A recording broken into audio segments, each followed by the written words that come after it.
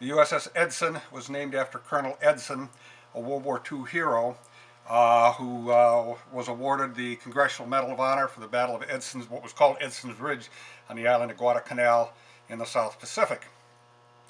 It is a Sherman-class destroyer, Force Sherman-class destroyer, about 418 feet long, and was built and commissioned in 1958, decommissioned in 1988.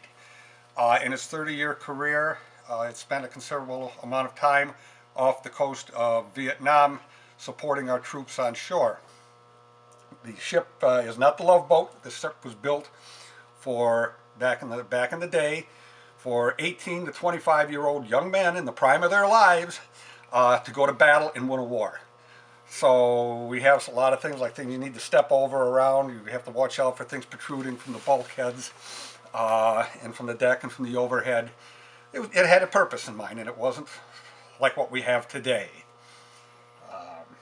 Its main weapon systems now are 3 5-inch 54 caliber mounts. There's one forward, there's 2 aft. This ship here was called the Gray Ghost to the Vietnam coast. One of the reasons why is it fired more shells, 5-inch shells, in support of our troops on shore than any other destroyer during the Vietnam War. It had set off the shore and lobbed 5-inch shells at the Vietnamese and Viet Cong in support of our troops. Up on the bridge, we have a plaque up there with a piece of a shrapnel that came from a North Vietnamese shell that hit this ship. My name is Rick Blasch. I'm a volunteer on the USS EDSON, tour guide, and polish brass, painting, whatever needs to be done within my capacity. And we're in the wardroom right now of the ship. This is the area where the officers ate, the officers congregated, had meetings, socialized, etc. When I give a tour, one of my main focus points in the wardroom, besides being where the officers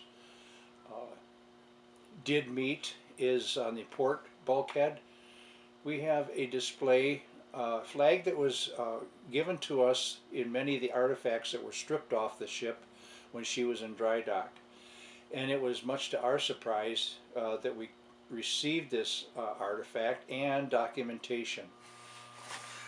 A lot of guys like to go back to that part of their life.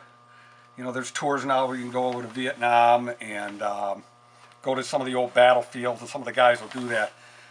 But I don't think there's anybody who's been able to take somebody back to the actual place where that happened to them and bring it here and take that person back.